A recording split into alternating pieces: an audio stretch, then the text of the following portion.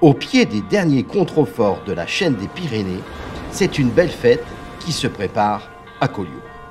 En effet, tout le pays catalan va célébrer celui qui, en 1870, a pris demeure dans ce petit paradis bordé de pins et de criques. Alphonse Roch, le plus ancien des Anchois. Rien ne lui fait peur, aiment répéter les sages du village. Alphonse est unique, éternel et costaud comme un roc.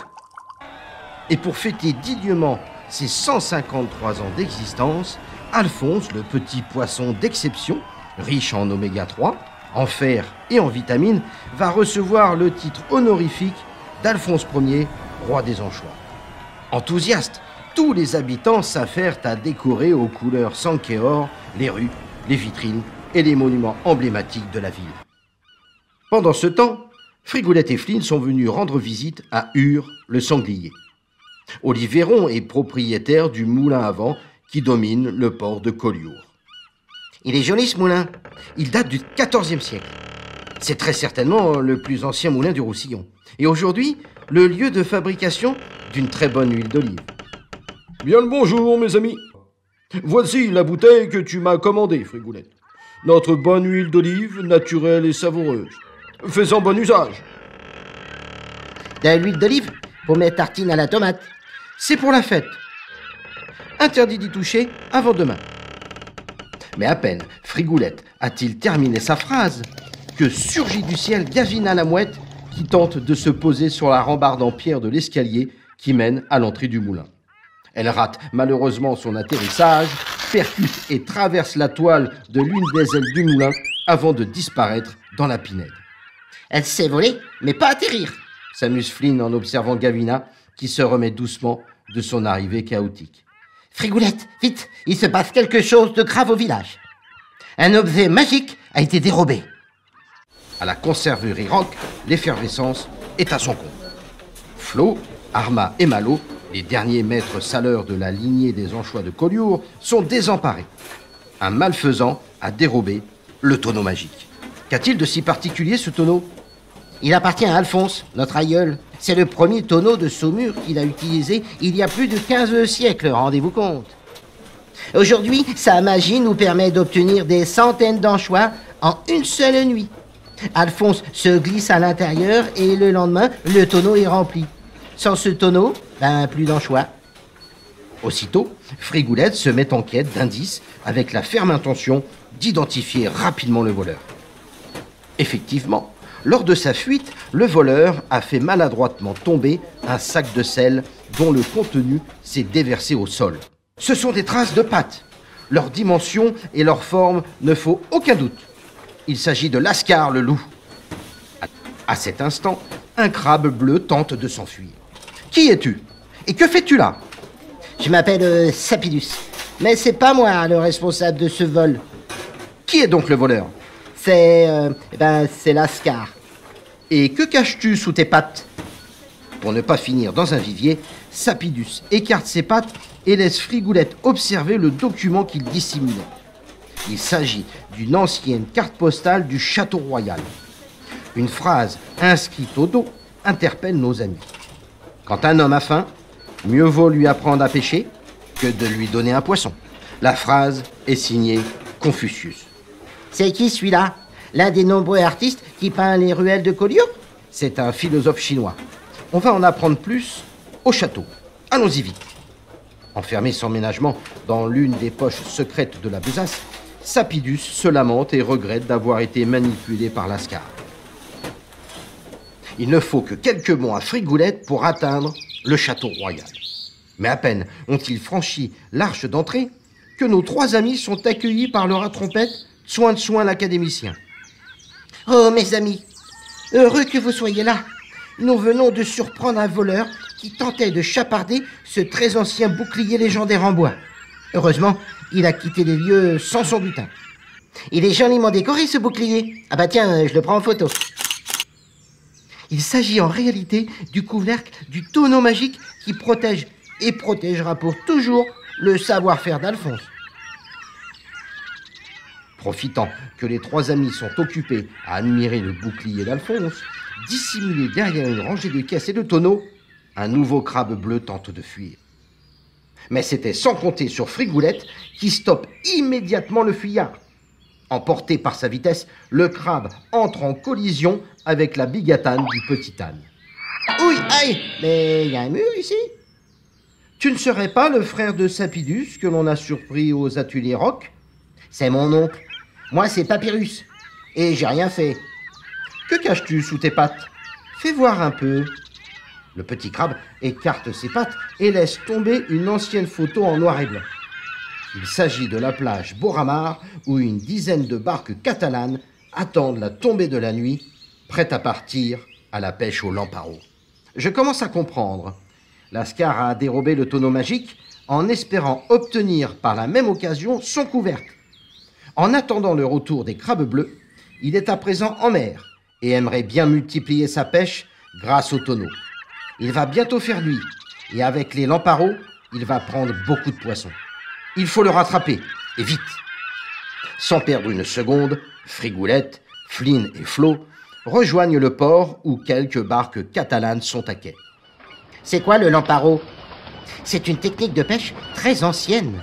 Elle consistait à éclairer le dessus des flots avec de grosses lampes puissantes afin que les poissons bleus, comme les anchois, les sardines ou les maquereaux, attirés par la lumière, soient emprisonnés en grand nombre dans un filet dérivant. Les trois amis intègrent rapidement l'Espérance, une splendide barque catalane de 1952, classée historique de plus de 10 mètres de long. Tu sais utiliser ce rafio? Ne t'inquiète pas, Flynn. La barque catalane est sans doute le plus beau voilier de pêche du littoral méditerranéen et l'un des plus simples à manœuvrer. Et on va où? La Méditerranée est grande et dès la sortie du port, Frigoulette tente d'apercevoir l'embarcation du loup en vain. C'était sans compter sur Gavina qui vient subitement de percuter le haut du mât. J'ai aperçu Lascar à bord d'un vieux rafio. Il traînait un gros filet rempli de poissons. La mouette indique alors la direction à prendre en pointant l'une de ses ailes vers l'horizon qui commence déjà à s'assombrir. Aidée par le vent marin, la voile latine se gonfle. L'Espérance s'éloigne du port et lorsqu'elle en sort, face aux vagues, le tangage se fait plus fort. Ça bouge, j'ai peur. Ne t'inquiète pas, Flynn. Cette barque est parfaite pour affronter les vagues. Au large, toujours en faisant dériver son filet, Lascar allume ses lampes. Il ne se soucie guère des pauvres petits anchois qui, tristes d'avoir été capturés, se lamentent en pleurnichant. Le loup va nous vendre au marché. Lascar va nous cuisiner et nous finirons en friture. Mon avenir était d'être salé et disposé dans un bocal. Ensuite, d'être vendu à la boutique rock et de pouvoir ainsi garnir les bons plats catalans, mais pas de terminer dans l'estomac d'un loup. Alors que les poissons gémissent sur leur triste sort, une voix ferme et assurée annonce à l'assemblée. « Hé, les amis, écoutez-moi. Je suis Alphonse, le patriarche des anchois de la baie. Je n'ai pas l'intention de finir ma belle vie de poisson digérée dans l'estomac de Lascar. » Et comment vas-tu faire pour nous sortir de là? Alphonse réfléchit un instant et lorsqu'il aperçoit Pex, son ami l'hippocampe, qui se repose tranquillement entre deux courants chauds, il lui annonce. « Pex, nous sommes les prisonniers du filet de Lascar. Aide-nous !» Aussitôt, Pex, qui est ami avec tous ceux qui vivent au fond des mers et des océans, va prévenir tous les autres hippocampes de la baie. « Ne t'inquiète pas, Alphonse, nous allons vous aider. » En quelques secondes, un grand nombre de chevaux de mer s'accrochent au filet, enroulant leur queue autour des mailles. Maintenus bien solidement, ils actionnent tous ensemble leurs nageoires afin d'entraîner le filet vers le fond. « Allez, du nerf, plus vite que ça !»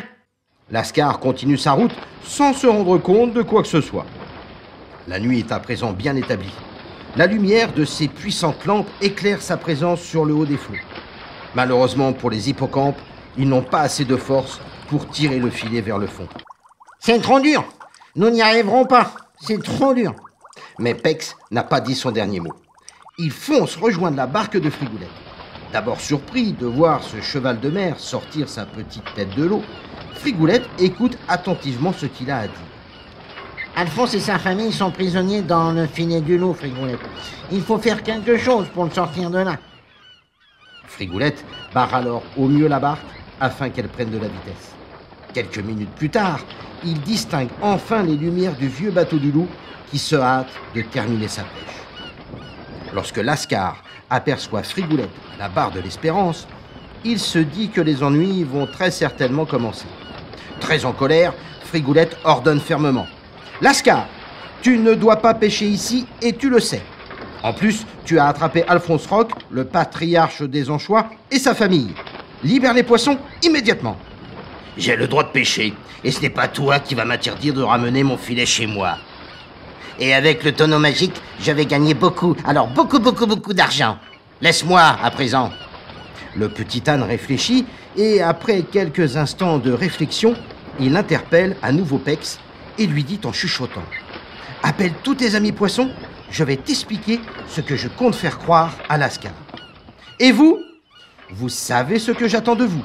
Ne me décevez pas, ou sinon, bouillon de crabe. » Sapidus et Papyrus font grise mine et promettent à Frigoulette qu'une fois dans l'eau, ils feront ce qu'il a demandé.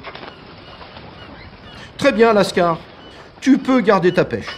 Avec l'huile magique que j'ai dans ma besace, je peux attraper autant de poissons que je veux. Ton filet ne m'intéresse pas. » « Que me racontes-tu là? Une huile magique? Prouve donc ce que tu dis. » Regarde si je mens. Les gouttelettes d'huile se déposent alors délicatement sur l'eau. Au cœur du monde marin, Pex observe les petites billes dorées qui flottent à la surface. C'est le code pour que des centaines de poissons s'éjectent ensemble de la mer. En quelques minutes, de nombreuses espèces de poissons de toute taille atterrissent comme par enchantement dans le bateau de Frigoulette. Le fond de la barque est aussitôt rempli de fritures. Lascar ouvre alors de grands yeux et ordonne à Frigoulette de lui remettre immédiatement cette huile magique. « Et pourquoi je ferais ça? Tu me donnes quoi en échange ?» Le loup a un instant d'incertitude.